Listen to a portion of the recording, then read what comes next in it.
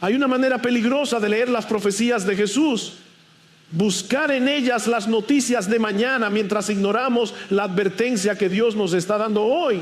Muchos quieren saber si estamos en los tiempos del fin, pero no quieren preguntarse si están velando. Quieren descifrar guerras, pandemias, terremotos, gobiernos, conspiraciones y titulares, pero no quieren examinar si su corazón está preparado para encontrarse con Cristo. Y esa curiosidad puede parecer espiritual, pero en realidad puede ser una forma refinada de escapar de la obediencia. Marcos 13 no fue dado para alimentar ansiedad religiosa ni para convertir a los creyentes en cazadores de señales. Fue dado para despertar vigilancia, sobriedad, perseverancia y fidelidad. Una y otra vez Jesús dice: mirad, velad, orad, no os dejéis engañar. El énfasis no está en satisfacer nuestra curiosidad sobre calendarios proféticos, sino en formar discípulos que no se duerman, que no se confundan, que no se aterren, que no abandonen la fe cuando el mundo tiemble y cuando seguir a Cristo tenga un costo. Por eso debemos acercarnos a este pasaje con temor reverente. La Biblia no fue escrita para que podamos sentirnos superiores porque creemos conocer el próximo evento mundial. La Biblia fue escrita para revelarnos a Cristo, llevarnos a la salvación, santificarnos por la verdad y enseñarnos a vivir delante de Dios en medio de una historia que Él gobierna. Si nuestra lectura de las profecías nos vuelve especulativos, orgullosos, sensacionalistas o distraídos de la misión, algo se torció. La profecía bíblica no fue dada para entretener al curioso, sino para despertar al santo. El discurso del Monte de los Olivos ocurre durante la semana más solemne de la historia humana, la semana de la Pasión. Jesús ha entrado en Jerusalén en lo que muchos llaman el Domingo de Ramos. La multitud lo aclama como hijo de David. Hay gritos, entusiasmo, movimiento, palmas, esperanza nacional. Si hubiéramos estado allí sin conocer el final de la historia, quizá habríamos pensado que Israel estaba experimentando un avivamiento. Pero Jesús no se deja engañar por ruido religioso. Él ve más profundo que la multitud. Ve un pueblo lleno de hojas pero sin fruto. Eso es lo que ocurre con la higuera. Jesús encuentra un árbol lleno de hojas pero sin fruto y lo maldice. No era un gesto caprichoso, era una señal profética. En el Antiguo Testamento la higuera podía representar a Israel. Aquel árbol visible, verde, prometedor pero estéril, era una imagen de la nación en los días de Cristo. Había templo, sacerdocio, fiestas, sacrificios, escrituras, tradición, lenguaje religioso, pero faltaba el fruto que Dios demandaba. La apariencia estaba viva, la raíz estaba bajo juicio. Este es un punto que debe hacernos temblar. Una persona, una iglesia o incluso una nación puede tener muchas hojas religiosas sin ningún fruto verdadero. Puede haber actividad sin arrepentimiento, emoción sin fe, liturgia sin obediencia. Aclamación pública sin sumisión real. Israel pudo gritar: bendito el que viene en el nombre del Señor, y pocos días después pedir la crucifixión del Mesías. No todo entusiasmo religioso es obra del Espíritu. No toda multitud que grita el nombre de Cristo lo ama de verdad. Después Jesús entra al templo y expulsa a comerciantes y cambistas. Acusa a los líderes de haber convertido la casa de oración en una cueva de ladrones. Aquello no era solamente una denuncia moral contra abusos económicos. Era un juicio contra un sistema religioso que había perdido su propósito. El templo debía apuntar al Dios Santo, a la necesidad de expiación, al encuentro con el Señor, a la oración de las naciones. Pero se había convertido en un centro de intereses religiosos corruptos. La casa que debía anunciar gracia y santidad se había vuelto escenario de hipocresía. Luego, en Marcos 12, Jesús cuenta la parábola de la viña. Un hombre planta una viña y la arrienda a labradores. Envía siervos para recibir fruto, pero los maltratan, golpean y matan. Finalmente envía a su hijo amado y los labradores también lo matan. La imagen es transparente. La viña es Israel. Los labradores son sus líderes. Los siervos son los profetas. El hijo amado es Cristo. Y la pregunta cae como sentencia: ¿qué hará el dueño de la viña? ¿Vendrá, destruirá a esos labradores y dará la viña a otros? La higuera maldita, el templo purificado, la parábola de los labradores homicidas, todo apunta en una misma dirección. Israel, como nación teocrática del antiguo pacto, estaba llegando a un momento decisivo de juicio por rechazar a su Mesías. Esto no fue un accidente político, no fue simplemente Roma aplastando una rebelión judía. Detrás de la historia visible estaba la mano del Dios Santo ejecutando juicio sobre una generación que recibió al Hijo y lo entregó a muerte. En Mateo 23, Jesús pronuncia palabras devastadoras contra los escribas y fariseos. Les recuerda que Jerusalén mataba a los profetas y apedreaba a los enviados de Dios. Y luego dice algo que cambia el tono de toda la historia: vuestra casa os es dejada desierta. Antes el templo podía ser llamado casa de Dios, pero ahora Jesús dice vuestra casa. Qué palabra tan terrible. Cuando la gloria de Dios se retira, el edificio más impresionante se convierte en piedra vacía. Cuando Cristo abandona una religión, puede quedar estructura, ceremonia, memoria y belleza, pero ya no queda vida. Y eso es precisamente lo que sucede. Jesús sale del templo para no regresar jamás. La gloria encarnada de Dios abandona el lugar. Juan dijo: vimos su gloria, gloria como del unigénito del Padre. Esa gloria en la persona de Cristo sale del templo y se sienta frente a él en el Monte de los Olivos. Esto evoca la visión de Ezequiel, cuando la gloria de Dios abandonó el templo antes de la destrucción babilónica. Ahora, de una manera aún más solemne, la gloria de Dios en Cristo se retira de un templo que pronto será destruido. Aquí está el trasfondo de Marcos 13. Los discípulos miran las piedras, la grandeza, los edificios, la solidez de aquella estructura monumental, y Jesús les dice que no quedará piedra sobre piedra. Pero antes de hablar de fechas, señales y eventos, debemos sentir el peso espiritual de esto. Un templo puede parecer indestructible y estar ya desierto delante de Dios. Una religión puede parecer fuerte y estar bajo juicio. Una generación puede aplaudir al Mesías un día y crucificarlo unos días después. Por eso la pregunta no es solo cuándo vendrá el fin. La pregunta es si estamos velando ante Cristo con fruto verdadero o si solo tenemos hojas. Los discípulos no estaban mirando cualquier edificio. Cuando uno de ellos le dijo a Jesús: maestro, mira qué piedras y qué edificios, no estaba haciendo un comentario turístico, estaba expresando asombro, quizá incluso desconcierto. Acababan de escuchar palabras de juicio, habían visto a Jesús salir del templo con una solemnidad terrible, habían oído que aquella casa quedaba desierta, y ahora, al mirar la magnitud del templo, parecía imposible imaginar que algo tan sólido, tan antiguo en significado, tan central para la identidad de Israel, pudiera ser reducido a ruinas. El templo no era simplemente un lugar de reunión religiosa, era el símbolo visible de la vida nacional de Israel bajo el antiguo pacto. Allí estaban los sacrificios, allí se reunían las fiestas, allí se concentraba la memoria de la presencia de Dios entre su pueblo. Para un judío del primer siglo, hablar de la destrucción del templo era casi hablar del desmoronamiento del mundo. No era solo una crisis arquitectónica, era una crisis teológica, nacional, emocional y espiritual. Además, el templo de aquellos días era una obra monumental. La remodelación iniciada por Herodes lo había convertido en una estructura impresionante. Sus piedras eran enormes. Sus pórticos, columnas, patios y muros comunicaban grandeza. Desde lejos, por sus superficies blancas y elementos dorados, podía producir una impresión deslumbrante. Todo parecía decir permanencia, fuerza, estabilidad, gloria visible. Y precisamente frente a esa grandeza, Jesús pronuncia una sentencia que debió cortar el aliento de los discípulos: no quedará piedra sobre piedra que no sea derribada. Aquí debemos detenernos. Dios no se impresiona con lo que impresiona al hombre. Nosotros vemos tamaño, Dios ve fidelidad. Nosotros vemos historia, Dios ve fruto. Nosotros vemos instituciones, edificios, tradiciones, influencia, multitudes, recursos, reputación. Dios pregunta si hay obediencia, arrepentimiento, verdad, fe, justicia y reconocimiento de su Hijo. Una estructura puede ser magnífica y estar bajo juicio. Una religión puede tener esplendor visible y estar espiritualmente vacía.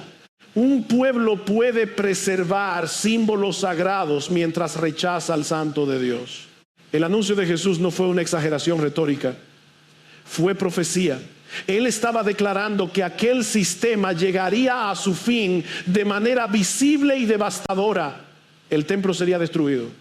Jerusalén sería rodeada. La generación que escuchaba esas palabras vería el cumplimiento. Esto es fundamental para entender Marcos 13, porque si sacamos el pasaje de su contexto, terminamos confundiendo advertencias dirigidas a aquella generación con especulaciones destinadas a alimentar nuestra ansiedad moderna. En el pasaje paralelo de Lucas, Jesús habla con una claridad que no debemos ignorar. Cuando vean a Jerusalén rodeada de ejércitos, sepan que su desolación está cerca. Entonces los que estén en Judea deben huir a los montes. Eso no apunta a una curiosidad abstracta sobre el fin del mundo, sino a una advertencia concreta para creyentes reales que iban a enfrentar un momento histórico específico. Jesús no estaba jugando con símbolos para confundirlos. Los estaba preparando pastoralmente para sobrevivir y obedecer cuando llegara el juicio sobre Jerusalén. Y eso ocurrió.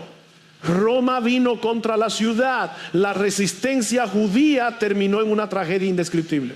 El templo fue quemado, la ciudad arrasada, miles y miles murieron, otros fueron llevados cautivos y el centro visible del antiguo sistema quedó destruido. No quedó piedra sobre piedra en el sentido del juicio total que Jesús había anunciado. La palabra de Cristo no falló, los edificios más fuertes cayeron, las instituciones más veneradas fueron removidas, pero las palabras del Señor permanecieron. Esto debe producir en nosotros una sobriedad profunda. Cristo no es un comentarista religioso. Cristo es el Señor de la historia. Él anunció de antemano lo que ocurriría, porque el futuro no es oscuro para Él. La historia no se mueve por accidente. No está gobernada finalmente por emperadores, ejércitos, conspiraciones, crisis o fuerzas impersonales. Cristo reina. Cuando Él habla, su palabra no queda suspendida en el aire esperando permiso de los hombres. Lo que Él declara se cumple. Pero los discípulos, al oír sobre la destrucción del templo, conectaron inmediatamente ese evento con la venida de Cristo y el fin del siglo. Es comprensible. Si el templo cae, si Jerusalén es destruida, si la casa central de la vida religiosa de Israel queda en ruinas, ¿qué más puede quedar? Para ellos, esos eventos parecían pertenecer al mismo momento final. Por eso preguntan, ¿cuándo sucederán estas cosas y qué señal habrá de tu venida y del fin? Jesús responde corrigiendo esa confusión. Habrá una destrucción histórica cercana que algunos de ellos podrán reconocer por señales concretas. Pero la segunda venida y el fin definitivo no deben ser tratados como eventos que los hombres puedan calcular fácilmente. Entre la caída de Jerusalén y la consumación final habría un periodo indefinido. La iglesia tendría que vivir en vigilancia, misión y perseverancia, no en pánico ni especulación. Esa distinción es vital. Muchos errores nacen cuando se mezclan cosas que Jesús distingue. Algunos leen guerras, terremotos, hambres, falsos cristos y persecuciones como si fueran un código para calcular la fecha del regreso de Cristo. Pero Jesús dice lo contrario. No os turbéis. Todavía no es el fin. Esas cosas caracterizarán la historia entre su primera venida y su regreso glorioso. Son dolores de parto, señales de que la creación gime, de que el mundo está quebrado, de que la historia avanza hacia una consumación. Pero no nos autorizan a poner fechas ni a vender certeza donde Cristo dejó vigilancia. Qué fácil es caer en ese engaño. Cada generación mira su crisis y piensa que ninguna ha visto algo igual. Una guerra estalla y alguien dice, ahora sí. Una pandemia se extiende y alguien anuncia, ya llegó el fin. Un líder político surge, una economía tiembla, una inmoralidad se normaliza, una persecución aumenta y los corazones inquietos empiezan a buscar señales en vez de obedecer mandamientos. Pero Cristo nos dijo que estas cosas ocurrirían y nos dijo que no nos dejáramos engañar. La pregunta entonces no es si habrá guerras, hambres, terremotos, falsos maestros y persecución. Jesús dijo que habría. La pregunta es si en medio de esas cosas la iglesia seguirá fiel. Seguiremos predicando el evangelio cuando el mundo parezca convulsionado. Seguiremos velando cuando otros especulen. Seguiremos confiando cuando otros tiemblen. Seguiremos dando fruto o solo tendremos hojas religiosas. Porque el Señor no nos llama a descifrar con orgullo los movimientos de la historia, sino a vivir preparados bajo su señorío. La destrucción del templo nos enseña que todo lo que no se somete a Cristo puede ser removido, aunque parezca indestructible. Las advertencias de Jesús nos enseñan que todo lo que Él prometió se cumplirá, aunque el tiempo nos parezca largo.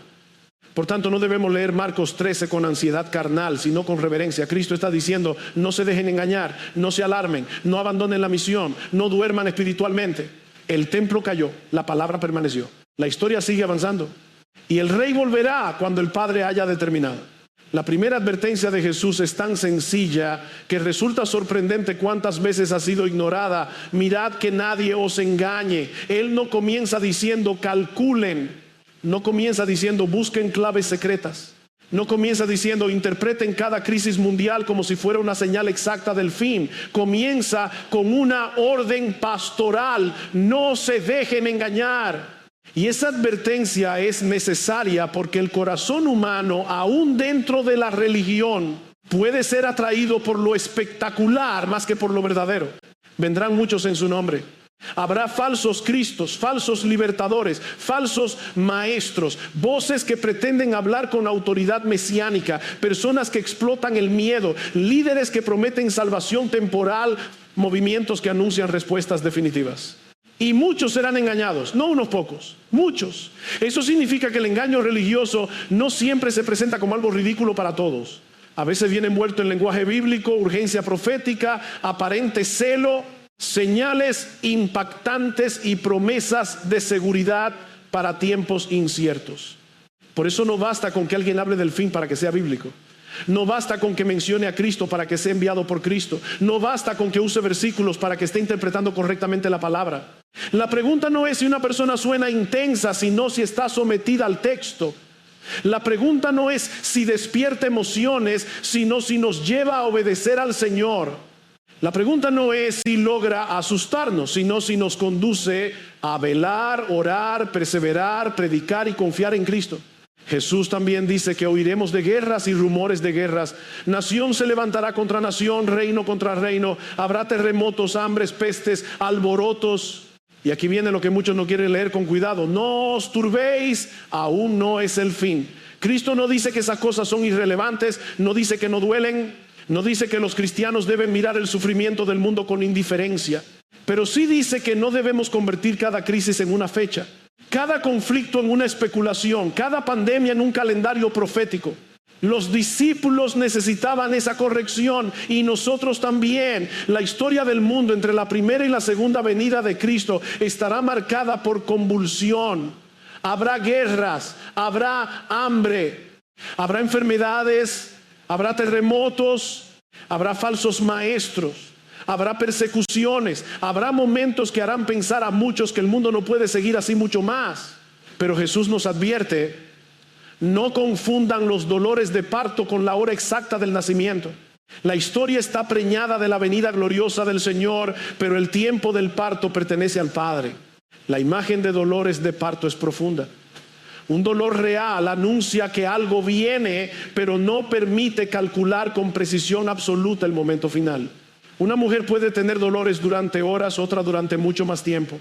Los dolores pueden intensificarse, hacerse más frecuentes, producir expectativa, pero nadie debe convertir esa experiencia en una falsa seguridad matemática. Así también la historia gime, la creación gime. Las naciones tiemblan, la humanidad sufre, pero la iglesia no fue llamada a adivinar la hora, fue llamada a estar despierta. Esto confronta nuestro deseo de control. Queremos saber para sentirnos seguros. Queremos interpretar cada titular para pensar que tenemos una ventaja. Queremos mirar el mundo y decir: ya entendí exactamente dónde estamos. Pero Jesús nos quita esa pretensión. Nos da suficiente luz para no ser engañados, pero no nos da permiso para abandonar la vigilancia humilde. Nos revela que el fin vendrá, pero no nos entrega el calendario. Nos advierte de los peligros, pero nos llama a vivir por fe, no por especulación. Cuando la iglesia olvida esto, pierde energía espiritual en discusiones que no producen santidad. Personas que no oran con constancia discuten con pasión sobre señales. Creyentes que no evangelizan al vecino quieren descifrar naciones. Familias que no cultivan piedad en casa consumen horas de contenido alarmista. Iglesias que deberían llorar por los perdidos se distraen con teorías. Y mientras tanto Cristo sigue diciendo: mirad, velad, orad, no os dejéis engañar, perseverad, predicad el Evangelio. Esto no significa que debemos vivir ingenuamente. El cristiano no es ciego ante la historia. Sabemos que el mundo está caído, sabemos que el pecado avanza con arrogancia, sabemos que habrá oposición, sabemos que la maldad puede intensificarse, sabemos que Cristo volverá. Pero saber todo eso no debe producir histeria, sino sobriedad. No pánico, sino fidelidad. No curiosidad morbosa, sino obediencia. La profecía bíblica no fue dada para inflar la imaginación, sino para fortalecer la perseverancia. La segunda advertencia de Jesús nos lleva todavía más cerca del costo de seguirle. Mirad por vosotros mismos. No solo habrá confusión externa, habrá persecución directa. Los discípulos serían entregados a concilios, azotados en sinagogas, llevados delante de gobernadores y reyes por causa de Cristo. El mundo no simplemente estaría convulsionado, también odiaría a los que pertenecen al Señor, y esto tampoco debía sorprenderles. Jesús no les prometió prestigio cultural, les prometió sufrimiento con propósito. Pero aquí aparece una verdad gloriosa: la persecución no puede detener el Evangelio. Dios la usa para testimonio. Los creyentes serían llevados ante autoridades, no porque los hombres tuvieran el control final, sino porque Cristo abriría puertas de testimonio, incluso por medio de la oposición. Lo que el mundo diseña para silenciar la palabra, Dios puede usarlo para amplificarla. Las cadenas pueden convertirse en púlpito. Los tribunales pueden convertirse en campo misionero. La hostilidad puede colocar el Evangelio delante de personas que jamás habrían escuchado de otra manera. Eso se ve claramente en el libro de los Hechos. Los apóstoles son arrestados, interrogados, amenazados, golpeados, y una y otra vez terminan proclamando a Cristo. Pablo comparece ante autoridades, y cada proceso abre una nueva oportunidad para testificar. El enemigo pretende encerrar la verdad, pero la verdad habla desde la cárcel. Pretende avergonzar a los santos, pero el Espíritu les da palabras. Pretende intimidar a la iglesia, pero Cristo muestra que Él gobierna incluso sobre los escenarios hostiles. Así que no debemos leer las persecuciones como si fueran señales de derrota. Son dolorosas, sí. Son injustas, sí. Pueden costar familia, libertad, reputación, seguridad e incluso la vida. Pero no son evidencia de que Cristo perdió control. Él las anunció, Él las gobierna, Él las limita, Él las usa, y en medio de ellas sostiene a los suyos. Por eso la iglesia debe prepararse, no para ser admirada por el mundo, sino para ser fiel aunque el mundo la aborrezca. Jesús no suaviza el costo del discipulado. Él no dice: síganme y el mundo los entenderá. No dice: prediquen mi nombre y todos reconocerán su nobleza. No dice: sean fieles y evitarán conflicto. Dice que serán entregados, azotados, llevados delante de autoridades, odiados por causa de su nombre. Y esa claridad de Cristo es misericordia, porque una fe edificada sobre falsas expectativas se derrumba cuando llega la prueba. Pero una fe advertida por el Señor aprende a no escandalizarse cuando la cruz aparece en el camino. Aquí debemos corregir una idea moderna del cristianismo. Muchos han sido enseñados explícita o implícitamente a pensar que venir a Cristo significa entrar en una vida más cómoda, más aceptada, más protegida de toda oposición. Pero Jesús habla de otra manera. Él llama a los suyos a seguir a un rey crucificado. Si el mundo rechazó al maestro, no debemos sorprendernos cuando rechaza a los discípulos. Si clavaron al Hijo de Dios en una cruz, no podemos esperar que una iglesia fiel sea celebrada por un sistema que sigue amando las tinieblas. Pero el Señor no solo anuncia persecución, también promete asistencia. Cuando los lleven y los entreguen, no deben vivir consumidos por ansiedad anticipada, imaginando cada palabra, cada defensa, cada escenario posible. En aquella hora, dice Jesús, se les dará lo que deben hablar, porque no serán ellos solos hablando, sino el Espíritu Santo. Esto no es una excusa para la pereza en el estudio bíblico, ni una autorización para improvisar irresponsablemente. Es una promesa de gracia para momentos de presión, donde los siervos de Cristo serán sostenidos por el Espíritu de Cristo. Qué consuelo para creyentes débiles. Tal vez tú dices: yo no sabría qué decir si me confrontan. Yo no tengo preparación suficiente. Yo me intimido fácilmente. Yo me quedo sin palabras. Pero Cristo conoce tu debilidad mejor que tú y aún así te llama a dar testimonio.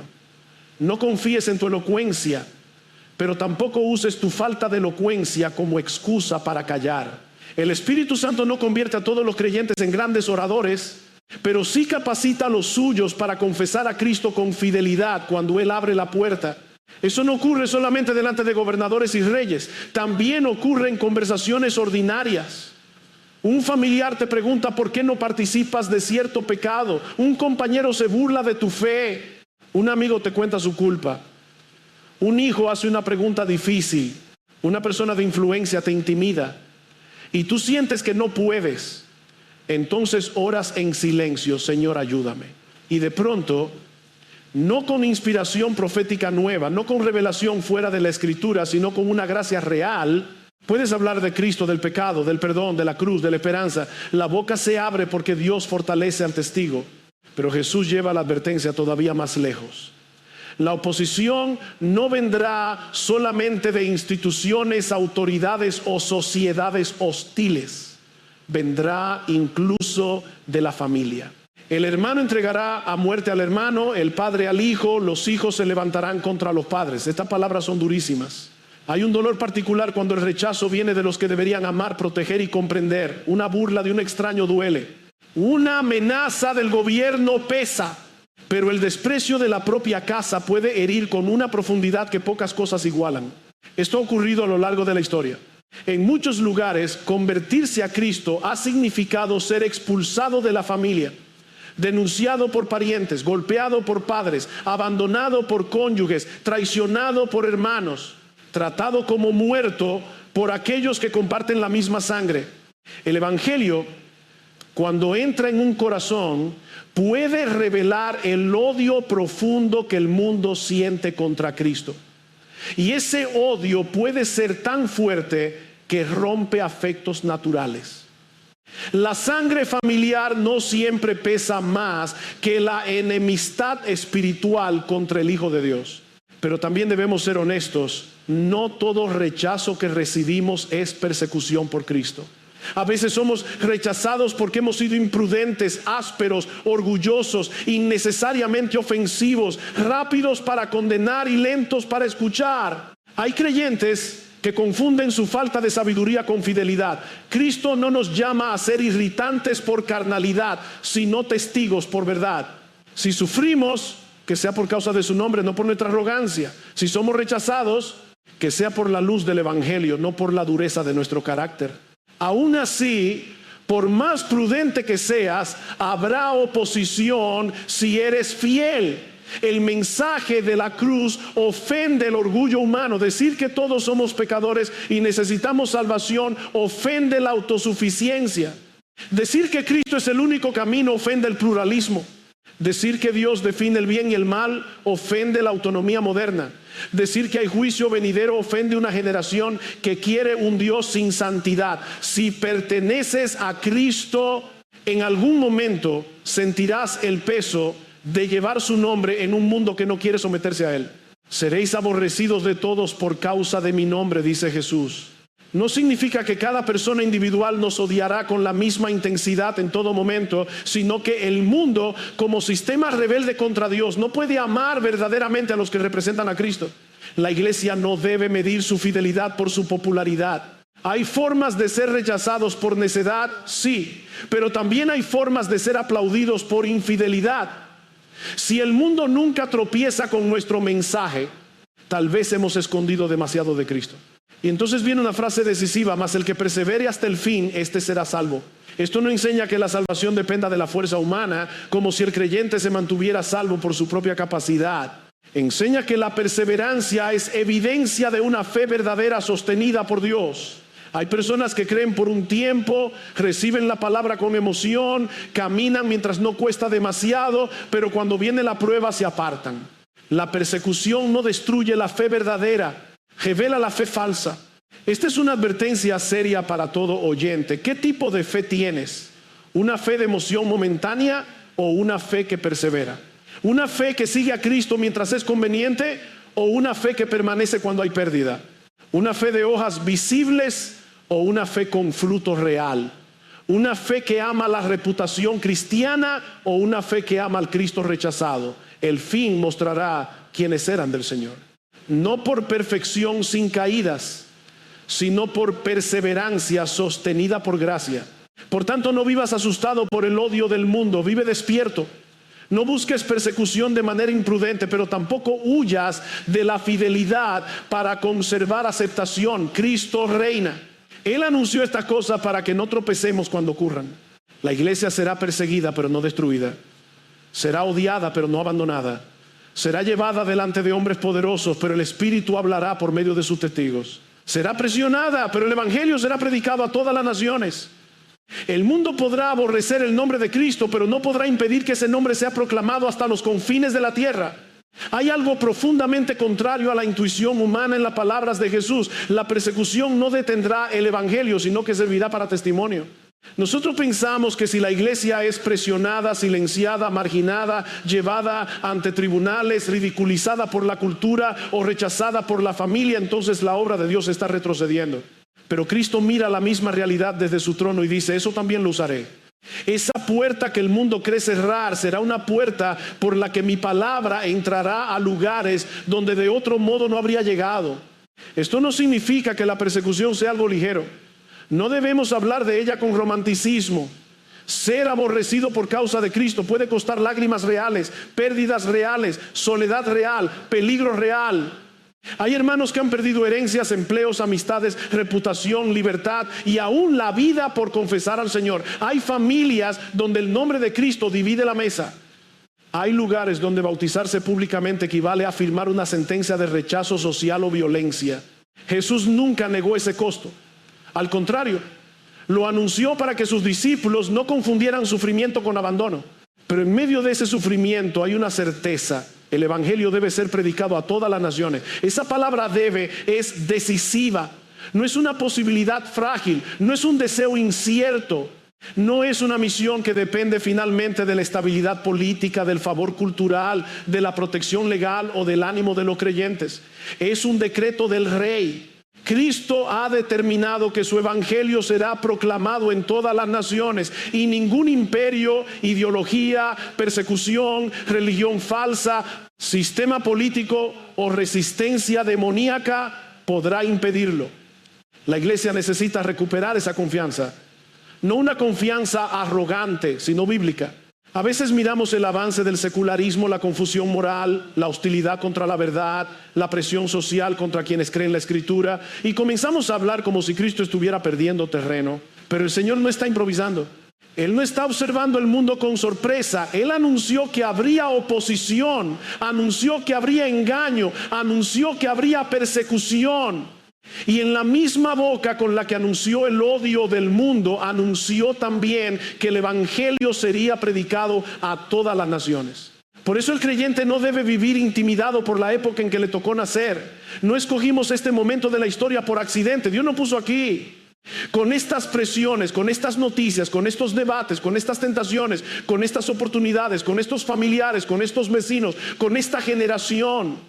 Y nuestra tarea no es lamentarnos como si hubiéramos nacido demasiado tarde para ser fieles. Nuestra tarea es confesar a Cristo aquí, ahora, con la luz que tenemos, con la palabra abierta, con el Espíritu Santo morando en nosotros. El problema es que muchas veces el temor nos vuelve silenciosos. Decimos que estamos siendo prudentes, pero a veces solo estamos protegiendo nuestra comodidad. Decimos que estamos esperando el momento adecuado, pero el verdadero obstáculo es que no queremos ser vistos como demasiado cristianos. Decimos que no queremos ofender, pero en realidad tememos perder aprobación. Claro que debemos hablar con sabiduría, mansedumbre y respeto, pero la mansedumbre no es cobardía. La prudencia no es silencio permanente. El amor no es esconderle al pecador el único mensaje que puede salvarlo. Jesús dijo que sus discípulos serían llevados por causa de su nombre para testimonio. Esa expresión debe transformar la manera en que interpretamos nuestras situaciones difíciles. Tal vez una conversación incómoda en tu familia sea una oportunidad para testimonio. Tal vez una burla en el trabajo sea una oportunidad para mostrar paciencia y hablar de Cristo. Tal vez una crisis personal te coloque frente a personas que jamás escucharían un sermón, pero observarán ¿Cómo sufre alguien cuya esperanza no depende de este mundo? El escenario que tú llamas obstáculo puede ser el lugar donde Dios quiere que Cristo sea confesado. Ahora bien, ese testimonio no puede ser reducido a una actitud amable.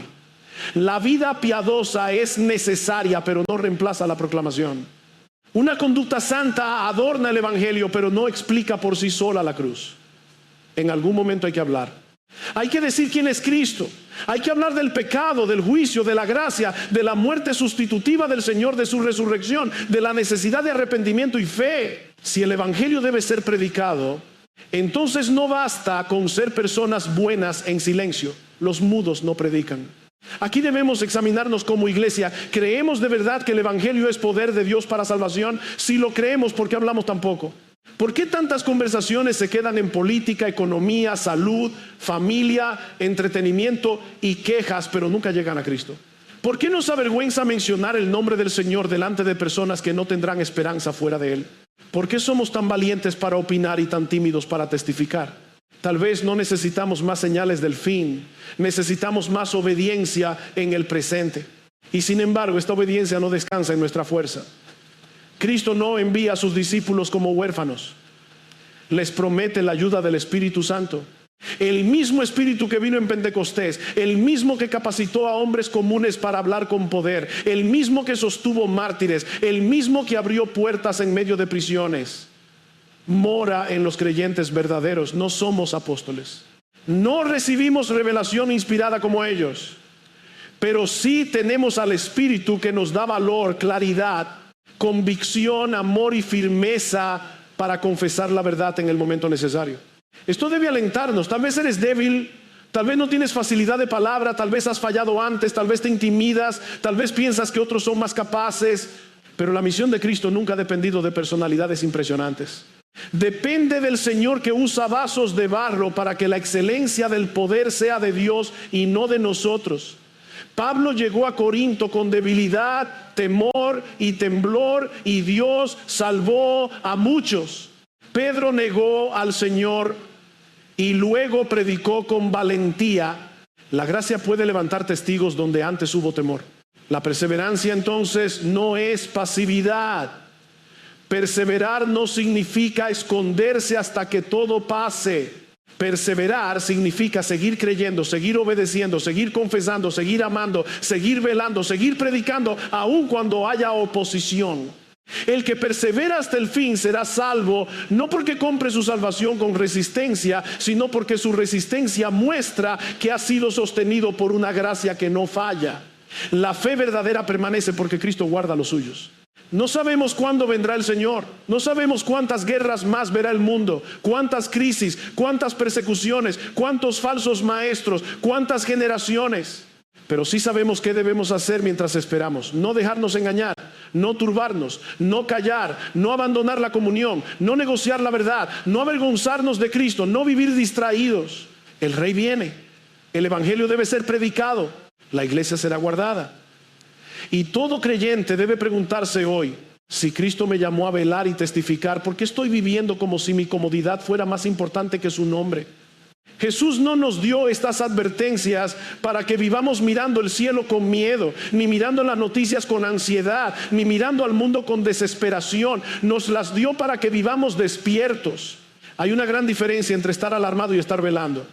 El alarmado corre de un rumor a otro. El que vela permanece firme en la palabra. El alarmado busca fechas. El que vela busca fidelidad. El alarmado se llena de teorías. El que vela se llena de oración, obediencia y esperanza. Por eso debemos escuchar el peso pastoral de Marcos 13. Cristo no está formando curiosos, está formando discípulos. No está llamando a su iglesia a construir una cronología secreta con cada guerra, cada terremoto, cada pandemia o cada crisis política. Está llamándola a no ser engañada, a no turbarnos, a perseverar bajo persecución, a predicar el evangelio a todas las naciones y a vivir bajo la certeza de que Él reina sobre la historia. El mundo puede parecer caótico, pero no está fuera del gobierno de Cristo. La destrucción de Jerusalén y del templo nos enseña que la palabra de Jesús se cumple con precisión. Lo que parecía imposible ocurrió. El templo cayó, la ciudad fue arrasada. La generación que escuchó la advertencia vio el juicio anunciado. Y si Cristo fue fiel al anunciar aquel juicio histórico, también será fiel al anunciar su regreso glorioso. La diferencia es que sobre aquel evento dio señales concretas para aquella generación. Sobre el día y la hora de su venida final nos dice que nadie sabe sino el Padre. Por tanto, la respuesta correcta no es calcular, sino velar. Velar significa vivir como si Cristo pudiera volver en cualquier momento sin pretender saber cuándo. Significa que el pecado no puede ser tratado como un juego. Significa que no podemos dormir espiritualmente bajo la excusa de que todavía hay tiempo. Significa que no debemos acomodarnos al mundo porque el Rey viene. Significa que cada día debe ser vivido delante de Dios con arrepentimiento, fe, servicio, misión y santidad. El que vela no abandona sus responsabilidades terrenales, las cumple con los ojos puestos en la eternidad. Y aquí debemos hacernos preguntas honestas. Si Cristo volviera hoy, ¿nos encontraría velando o distraídos? ¿Nos encontraría predicando o callados? ¿Nos encontraría perseverando o negociando la verdad para ser aceptados? ¿Nos encontraría con fruto verdadero o solo con hojas religiosas? ¿Nos encontraría amando su venida o aferrados a este mundo como si fuera nuestro hogar final? Estas preguntas no son para alimentar miedo carnal, sino para despertar conciencia espiritual. También debemos recordar que el cristianismo no es para cobardes. Jesús nunca prometió una vida sin costo. Prometió persecución, rechazo, pruebas, oposición y odio por causa de su nombre. Pero también prometió que su iglesia prevalecería, que su espíritu asistiría a los suyos, que su evangelio sería predicado a todas las naciones y que el que persevere hasta el fin será salvo. No porque la perseverancia compre la salvación, sino porque la perseverancia revela la fe verdadera que Dios sostiene por gracia. Así que no te avergüences de Cristo. No permitas que el mundo te intimide con sus etiquetas. Te llamarán retrógrado, estrecho, intolerante, anticuado, peligroso, ignorante, fanático. No respondas con arrogancia. No respondas con odio, pero tampoco escondas la verdad. Tú sigues al Señor que fue crucificado. Sigues al Rey que venció la muerte. Sigues al Hijo del Hombre que vendrá con poder y gloria. El mundo puede burlarse ahora, pero llegará el día en que toda rodilla se doblará y toda lengua confesará que Jesucristo es el Señor.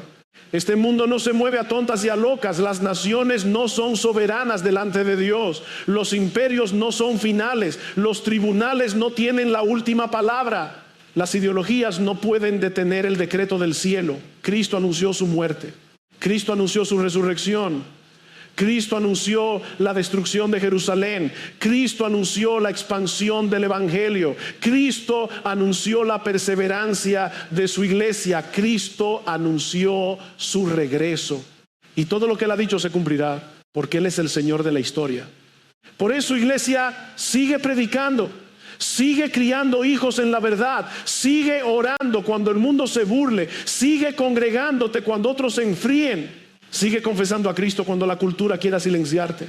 Sigue amando a los perdidos, aun cuando ellos rechacen tu mensaje. Sigue sosteniendo la verdad con mansedumbre y valentía. No sabes cuándo vendrá el Señor, pero sí sabes qué debes hacer mientras esperas: ser fiel. Y si tú estás sin Cristo, esta palabra debe sacudirte. No estás frente a una opinión religiosa, estás frente al Señor de la gloria. El mismo Jesús que anunció juicio sobre Jerusalén, el mismo que anunció su regreso, el mismo que gobierna la historia, será tu juez si no vienes a Él como Salvador. No podrás ganar esta batalla contra el Rey que venció la muerte. No podrás esconderte de su presencia. No podrás sostenerte en tu moralidad, tu religión, tu decencia o tus excusas.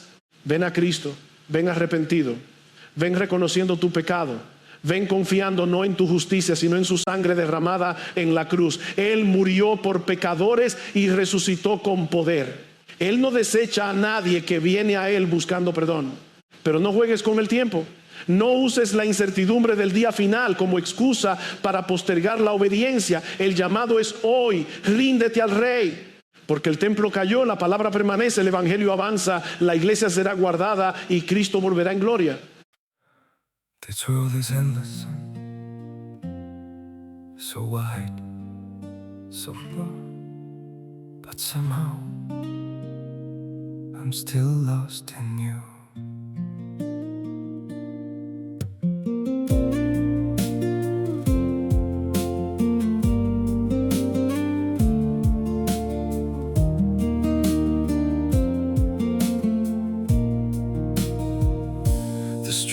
are full of moving shadows, countless places I could go.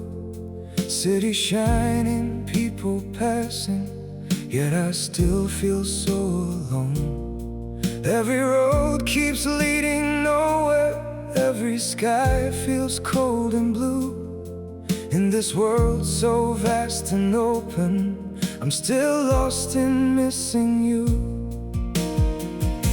The world is wide, so wide before me,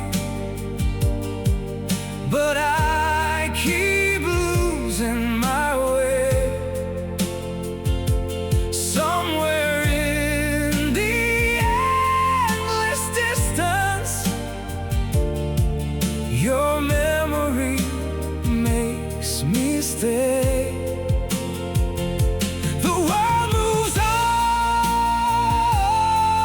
without us, but my heart remains untrue. For no matter where these feet may wander, I'm still lost in missing you. I have tried to outrun silence, tried to leave your ghost behind, but your name still echoes softly through the corners of my mind. The world is wide, so wide before me, but I keep losing my way. Somewhere in the endless distance, your memory makes me stay. The world moves on without us, but my heart remains untrue. For no matter where these feet may wander, I'm still lost in missing you. Maybe someday I'll stop searching for your face in every crowd, but until that day, this broken heart will keep calling your name out. The world is wide, so wide before me, but I keep losing my way. Somewhere in the endless distance, your memory makes me stay. The world moves on without us, but my heart remains untrue. For no matter where these feet may wander, I'm still lost in missing you.